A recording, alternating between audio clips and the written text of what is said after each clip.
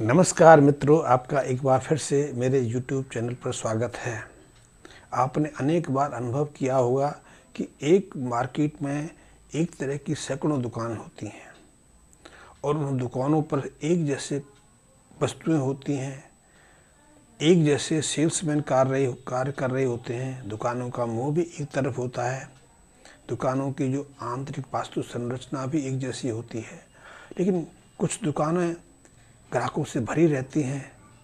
ग्राहकों के ऊपर ग्राहक लाइन लगा के चढ़ते रहते हैं और कुछ दुकानें ऐसी रहती हैं जो ग्राहकों के इंतज़ार में सुनापन का आवाज़ देने लगती हैं। या फिर कई बार ऐसा देखा गया है कि कुछ दुकानें कुछ समय के लिए बहुत चलती हैं, उनका नाम यश रहता है, उनके नाम से लोग बाज़ार को पहचान देने लगते हैं, लेकिन फिर अनायास उन दुकानों की प्रतिष्ठा या आकर्षण शक्ति खो जाती है, वो घाटे में जाने लगती हैं और ऐसे में कई स्थितियाँ बन जाती हैं। इन दोनों तत्वों के पीछे कई तरह के कारण रहते हैं। इन कारणों को जानने से पहले मैं कुछ बात करना चाहूँगा, कुछ रिक्वेस्ट, कुछ प्रार्थना आपसे करना चाहूँगा कि यदि आपको मेरे ये छोटे छोटे वीडियो पसंद आते हैं, आप ज्योतिष में, खास करके लाल ज्योतिष में विश्वास करते हैं, उसका लाभ लेना चाहते हैं या उसका अध्ययन, उसके बारे में ज़्यादा जानना चाहते हैं, तो मेरे इस YouTube चैनल को सब्सक्राइब भी कर लें। सब्सक्राइब करने के साथ में मेरे बेल आइकन को प्रेस करें ताकि मेरा हर वीडियो आपको उपलब्ध हो सके।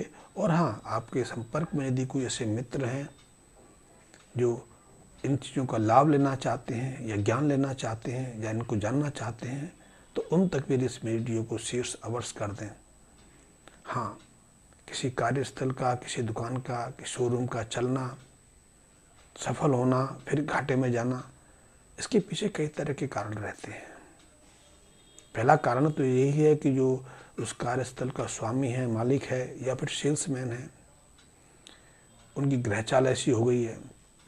ग्रह चाल के कारण भी जीवन में उथल पुथल मचता रहता है। कई बार उस स्थान पर नकारात्मक ऊर्जा बढ़ जाती है। इसके भी कई कारण रहते हैं। या फिर वास्तु दोष पीड़ित हो जाता है कि यदि आपने दुकान में या अपने घर में किसी तरह की मरम्मत कराई, किसी तरह का फर्नीचर स्थापित किया, किसी तरह का इलेक्ट्रॉनिक आइटम जैसे कि AC है या दूसरी चीज़ को कहीं फिट कराया, कोई नल आदि का स्थान बदला, तो ऐसे में अनायास आपका जो वास्तु का जो केंद्र है वो विस्थापित हो जाते हैं और ऐसे में ऐसी विकट स्थितियाँ बन जाती हैं। वैसे कई बार देखा होगा कि बहुत सारे ऐसे शोरूम चलाने वाले या दुकान चलाने वाले जो मित्र होते हैं, वो तीर्थ यात्राएं बहुत करते हैं, तीर्थों पर बहुत जाते हैं, बहुत भक्ति भाव रखते हैं, दीप अर्चनाएँ करते हैं, मंदिर जाते हैं। यहाँ जागरण की प्रथा है, जागरण में भी खूब हिस्सा लेते हैं, लंगर लगा व्यवस्था खूब करते हैं।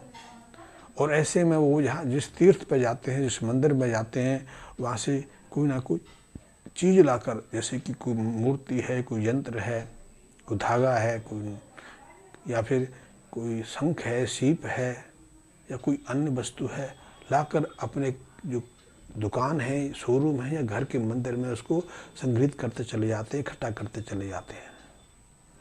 इससे वहाँ ढेर लग जाता है, तस्वीरों पर तस्वीरें लग जाती हैं, सैकड़ों तस्वीरें इकट्ठी हो जाती हैं। तस्वीरें इकट्ठी होंगी तो उसके साथ में राहु दोष भी शुरू हो जाता है, क्योंकि आप इतनी तस्वीरों को तो नियमित रूप से साफ सफाई नहीं कर सकते। तो ऐसे में वहाँ जाले लगेंगे, धूल मिट्टी इकट्ठी होगी, तो वास्तु और शनि का दोष तो शुरू होता है, राहु की अशुभता शुरू हो जाती है। कई बार बहुत मित्रों को देखा है कि आपने जो कलावा होता है, कलावा पे कलावा बांधते चले जाते हैं, पूरा हाथ कलावे से भर जाता है और अब कलावा सूत का तो आता नहीं।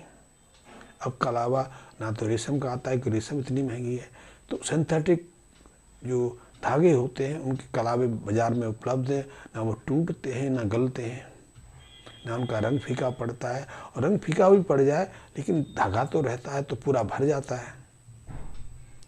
ये भी नकारात्मक भाव देता है, क्योंकि ऐसे जो धागे हैं इनसे शनि मंगल का दोष शुरू हो जाता है।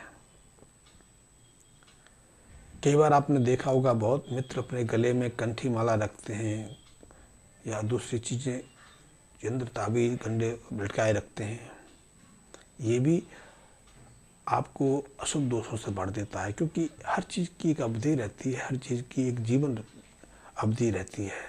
उस अवधि के बाद इनको अपने स्थान से बदलना और नई चीज़ें स्थापित करना बहुत आवश्यक होता होगा।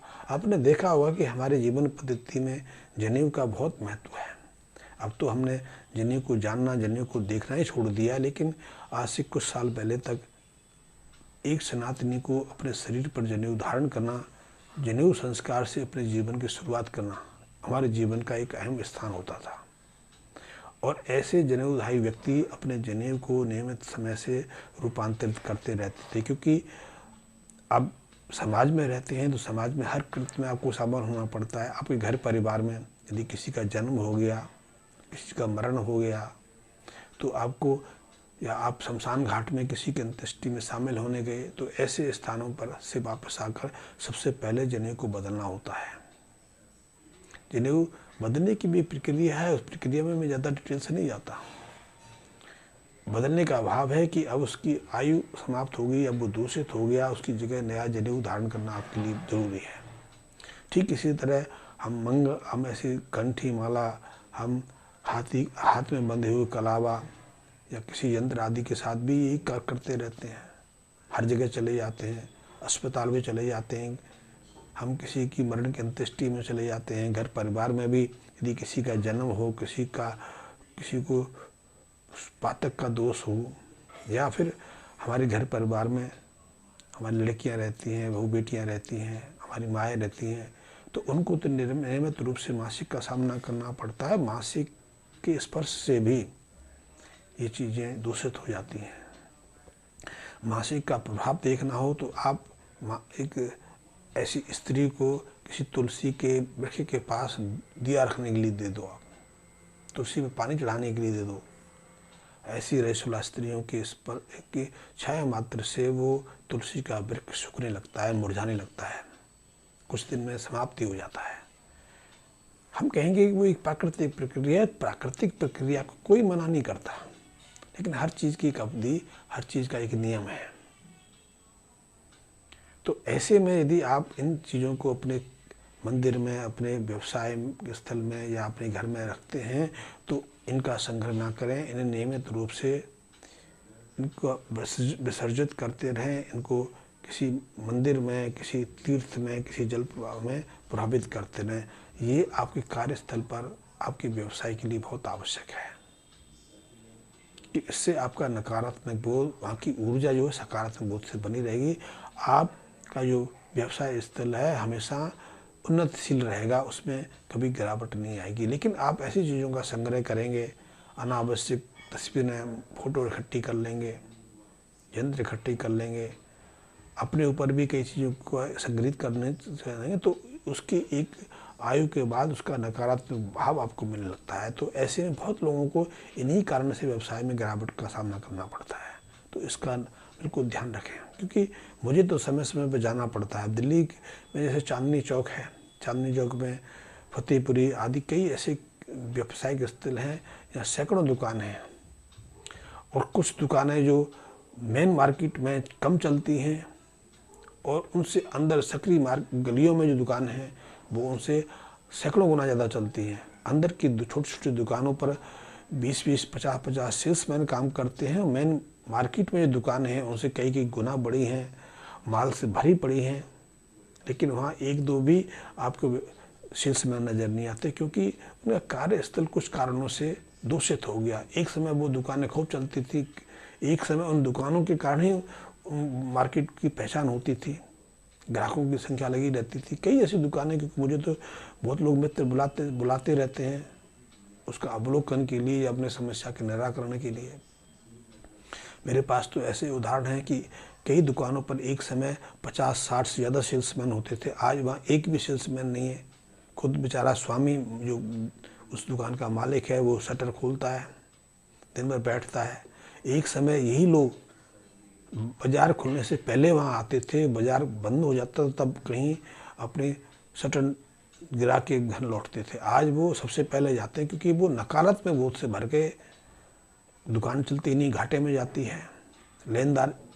लेनदार पीछे पड़े रहते हैं, देनदार कोई आता नहीं। तो दिन भर नकारात्मक बोझ से बड़े बड़े आसपास का जो दुकान का क्षेत्र है वो भी प्रदूषित होता चला जाता है। तो ऐसे लोगों को इस बात की अब दिमाग में अवश्य जानकारी रहनी चाहिए, क्योंकि अपने कार्यस्थल पर, अपने व्यवसाय स्थल पर, अपने दुकान शोरूम में ऐसा नकारात्मक बोझ ना बने। कई बार ग्रह स्थितियाँ भी बन जाती हैं, क्योंकि ग्रह तो निरंतर गतिमान है। ग्रह और मनुष्य का संबंध तो ठीक ऐसे ही है जैसे श्वास और हमारे शरीर का संबंध है। बिना श्वास हम रह नहीं सकते। श्वास की गति में उथल पुथल हो सकती है, श्वास तीव्र धीमा हो सकता है, श्वास धीमा उथला हो सकता है, लेकिन श्वास के बगैर हमारा जीवन नहीं। ठीक इसी तरह ग्रह, चाहे कोई भी ग्रह हो, किसी की दिशा चल रही हो, लेकिन ग्रहों की गति के बिना हमारा जीवन नहीं है। कुछ लोग ऐसे हैं आज के तथाकथित जो विद्वान लोग हैं, इसको संबंध को स्थापित करने में तर्क वितर्क करते हैं, लेकिन क्या है ऐसे इनको विद्वान कह सकते हैं? क्या एक किताब पढ़ने से आप वैज्ञानिक हो जाते हैं? क्योंकि आज तक किसी भी श्रेष्ठ वैज्ञानिक ने किसी संबंध को झूठा नहीं कहा, असत्य नहीं कहा। वैज्ञानिक जितना पढ़ता जाता है, जितना विद्वान होता जाता है, उतना प्रकृति के और ब्रह्म शक्तियों के निकट होता चला जाता है। मैं इस बारे में फिर कभी बात करूंगा, लेकिन मेरा कहने का भाव है कि ग्रहों का हमारे जीवन के साथ बहुत से गहरा संबंध है, और ग्रहों की गति के हिसाब से हमारे जीवन में कई तरह के बदलाव भी आते रहते हैं। जब अशुभ ग्रहों की दृष्टि, अशुभ ग्रहों की दशांतर चलती है तो हमारे चलते हुए काम बिगड़ जाते हैं, हमारा स्वास्थ्य बिगड़ जाता है, हम स्वस्थ होते हैं, निवांत होते हैं, स्फूर्तिवान होते हैं, फिर हम आलस से भरते चले जाते हैं, अपने शरीर में निर्बलता, कमजोरी अनुभव करने लगते हैं, हमारे व्यवहार में बदलाव आ जाता है, हम मिलनसार होते हैं तो हम चिड़चिड़े हो जाते हैं, हम बीमार पड़ने लगते हैं। ये सब और भी ग्रहों का तो और भी प्रभाव रहता है।